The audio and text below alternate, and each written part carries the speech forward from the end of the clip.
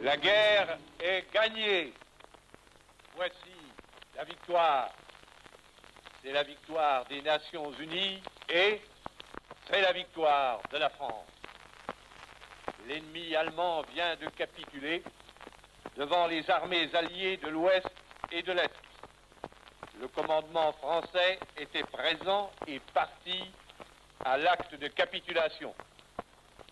Dans l'état de désorganisation où se trouvent les pouvoirs publics et le commandement militaire allemand, il est possible que certains groupes ennemis veuillent, çà et là, prolonger pour leur propre compte une résistance sans issue. Mais l'Allemagne est abattue et elle a signé son désastre.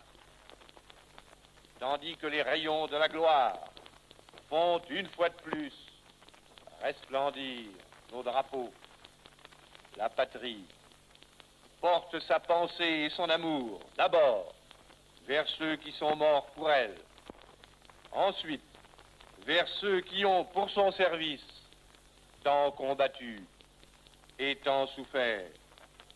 Pas un effort de ces soldats, de ces marins, de ces aviateurs, pas un acte de courage ou d'abnégation de ces fils et de ces filles, pas une souffrance de ces hommes et de ces femmes prisonniers, pas un deuil, pas un sacrifice, pas une larme n'auront donc été perdus. Dans la joie et dans la fierté nationale, le peuple français adresse son fraternel salut à ses vaillants alliés qui, comme lui, pour la même cause que lui, ont durement, longuement prodigué leur peine à leurs héroïques armées et aux chefs qui les commandent, à tous ces hommes et à toutes ces femmes qui dans le monde ont lutté, bâti, travaillé pour que l'emporte à la fin des fins la justice et la liberté. Honneur, honneur pour toujours à nos armées et à leurs chefs.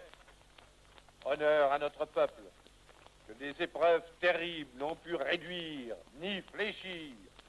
Honneur aux Nations Unies qui ont mêlé leur sang à notre sang, leurs peines à nos peines, leur espérance à notre espérance, et qui aujourd'hui triomphe avec nous. Ah, vive la France!